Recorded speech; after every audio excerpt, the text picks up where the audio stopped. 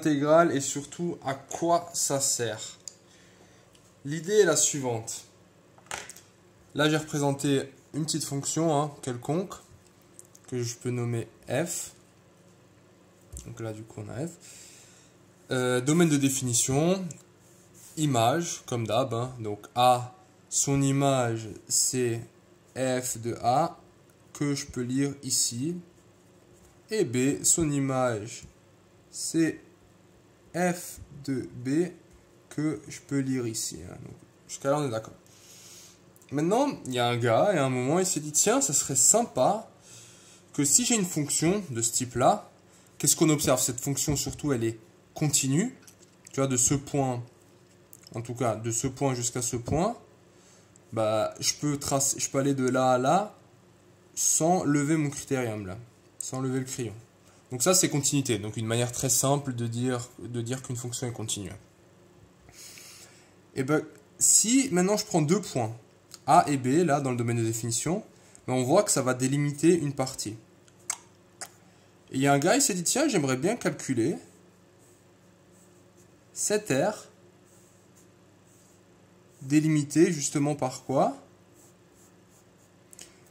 Par le point A et le point B. Donc on va du point A jusqu'au point B, en bas. On va jusqu'à toucher donc l'image. Donc on prend du début de la fonction, ici elle part de l'image f de A. Et on va jusqu'à f de B. Ici f de B. Ouais. Donc on fait 8 et on va jusqu'à là. Grosso modo, ça c'est l'aire en dessous de la courbe et jusqu'au trait des abscisses. Donc là, on s'arrête à 0. Et c'est délimité de côté, justement, par A et B. Alors, du coup, si on est intéressé par cette courbe, ben on va créer un outil. Cet outil a été créé et justement, c'est une intégrale. Alors, l'idée, cette zone qui est assurée, comment je peux l'écrire? Ben, je vais l'écrire de cette manière, juste pour que tu vois un peu comment on écrit une intégrale et surtout ce que ça veut dire. Donc c'est l'intégrale, donc ça c'est par ce trait comme ça. Là on met les bornes, donc ici ma borne A et B. Donc bien sûr tu vois que A est plus petit que B, donc c'est bien d'avoir cette notion de sens, que A est plus petit que B, plus petit ou égal que B. Et là justement ben, on veut l'aire sous la courbe, ben, vois ça peut-être comme la courbe. On veut l'aire sous la courbe de qui? De quelle fonction? Ben, de la fonction f. Ouais. Et après on met... Donc dans notre cas, si on parle de f de x, dx. Alors qu'est-ce que ça veut dire ce f de x, dx et pourquoi c'est important? Ben ça en fait, f de x, là, je dis quoi? Je dis tiens, mon inconnu c'est x. Par exemple, si j'ai f de x est égal à x carré, ben là l'inconnu c'est x. Bien sûr, je peux aussi écrire ça comme f de y est égal à y carré. C'est juste ça. Mais là, dans mon cas là, je me dis, allez, par convention, parce que souvent on utilise x, f de x est égal à x. Donc on parle de f de x. Donc ça c'est bien, c'est ma fonction. Et là en fait ce qu'on va dire c'est, je dérive, je fais l'intégrale par rapport à qui? Par rapport à x. Donc ça veut juste dire c'est ma variable d'intégration. Ok, je vais faire la primitive ou l'intégrale surtout, par rapport à x. Okay, donc ça c'est la notation. Juste pour que tu... Voilà, dans les grandes lignes, c'est ça la notation. Alors maintenant, qu'est-ce qu'on observe? Bah, tout d'abord, on observe la chose suivante. On observe que la fonction, dans ce cas-là, elle est positive. C'est-à-dire qu'elle est au-dessus de 0. Si elle était en dessous de 0, bah, on aurait eu une aire entre guillemets... Donc là, ça ne se dit pas, parce qu'une aire, c'est toujours positive. En tout cas, on aurait eu une valeur négative. Bon, c'est pas grave. De toute façon, après, on va voir que tout ça, on peut le généraliser. Donc, très important... En fait, ce que j'aimerais surtout que tu comprennes, c'est que juste ça, cette aire assurée, ça s'écrit de cette manière. Et maintenant, il y a un théorème. Donc, c'est le théorème le plus important. Et j'aimerais bien que ce soit ça justement que tu retiennes à la fin de cette vidéo. C'est quoi? Le théorème dit la chose suivante. Le théorème dit que l'intégrale entre A et B de f de x dx, donc en gros, ce que tu vois, ce qui est assuré, est égal à grand F de B moins grand F de A. Alors ne t'inquiète pas, tu ne comprends pas encore ce qu'il y a écrit, ce qui est tout à fait normal. Première question, c'est quoi grand F? C'est surtout ça. Grand F, c'est quoi? Ça, justement, on appelle ça la primitive. Okay. On va y venir. Hein. Donc ça, c'est ce qu'on appelle une primitive. Alors, une primitive, c'est quoi? Bah, déjà, qu'est-ce qu'on observe? On observe que pour calculer cette R, bah, il suffit que j'ai ma primitive de F.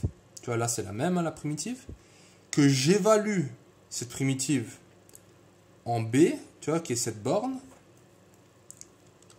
B, c'est la borne supérieure. Et je fais moins ma primitive évaluée à la borne inférieure. Ok, donc on a vraiment sup moins inf. Borne supérieure moins borne inférieure. Donc maintenant, il nous reste à faire quoi? Il nous reste à déterminer qu'est-ce qu'une primitive. Ben, une primitive, pour faire très simple, c'est l'inverse d'une dérivée. Okay? Qu'est-ce que ça veut dire? Ça veut dire la chose suivante. Donc ça, c'est un théorème. Je ne vais pas rentrer dans les détails, vraiment. Mais l'idée, c'est la suivante. C'est que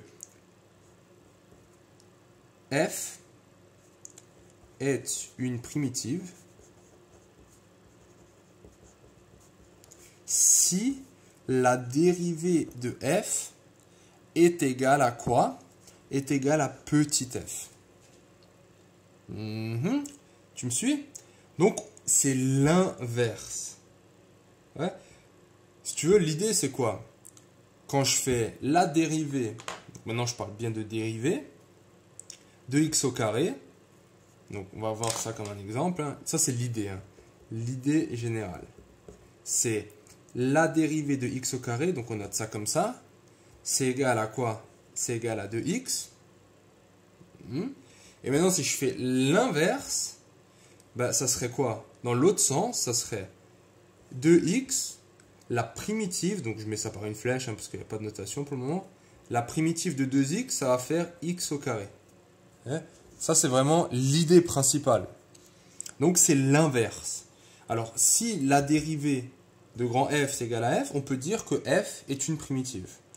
Maintenant, j'ai dit une. Pourquoi une? Parce que regarde maintenant. Si la dérivée de grand f est égale à petit f, bah, tu es d'accord que si je prends un chiffre, si je prends maintenant k, un réel, donc c'est-à-dire 1, 2, 1000, tout ce que de pi, racine de 2, bah, regarde, f plus k, la dérivée de ça, c'est quoi? Si on se rappelle la formule des dérivées, c'est f' plus k'. Sauf que la dérivée d'une constante, la dérivée d'un chiffre, c'est 0. Donc c'est f'. Et par définition, on a dit quoi? Ça sera petit f. Donc tu vois que toutes les primitives seront, donc les primitives, c'est de la forme f plus une constante, avec k égale à une constante. Ok? Le résultat principal, il est au milieu de la feuille. Et c'est celui-là que l'air assuré sous la courbe, c'est primitive de la borne supérieure moins primitive de la borne inférieure. Donc ça, c'est l'air. Et après, il suffit de calculer la primitive. Ok, donc la primitive. Donc tu vois qu'en fait, l'air, c'est représenté par l'intégrale. Et le calcul, bah, pour le calcul de cette R, il faut quoi? Bah, il faut la primitive.